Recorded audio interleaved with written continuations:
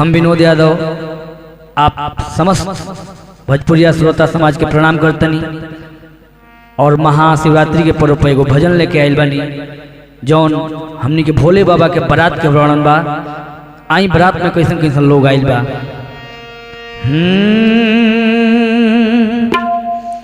अरे कि ऐसन बारात नहीं देखा अभी तक जिया करे धक्का धक। ऐसन बारात नहीं देखा अभी तक जिया करे धक्का धक। ऐसन बारात नहीं देखा अभी तक जिया करे धक्का धक। ऐसन बारात नहीं देखा अभी तक जिया करे धक्का धक।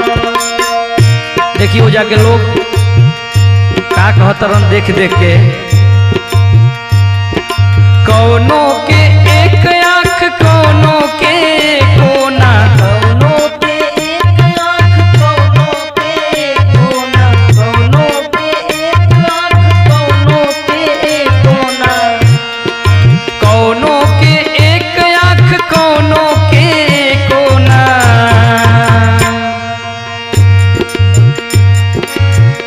हो बिना आँख वाला देख देख तावे टका तक जिया करे धक्का धक। ऐसन बारात नहीं देखा अभी तक जिया करे धक्का धक। ऐसन बारात नहीं देखा अभी तक जिया करे धक्का धक।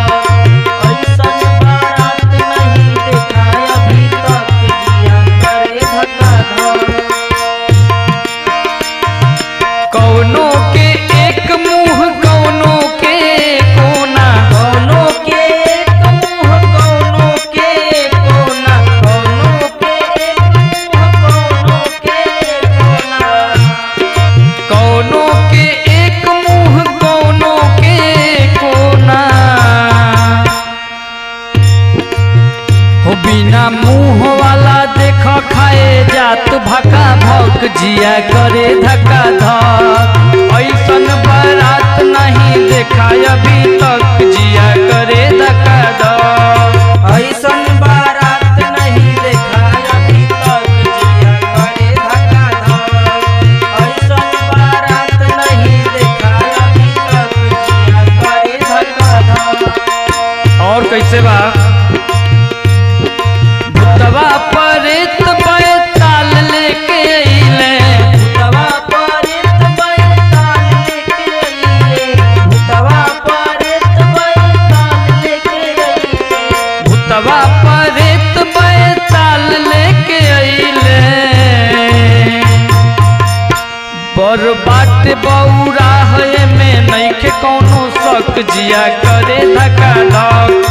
ऐसन बारात नहीं देखा अभी तक जिया करे धक्का धक। ऐसन बारात नहीं देखा अभी तक जिया करे धक्का धक।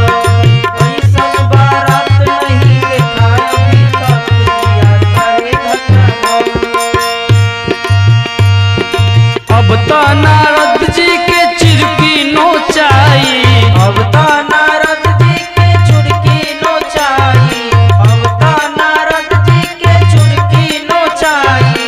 अब तो नारद जी के चिरकी नोचाई।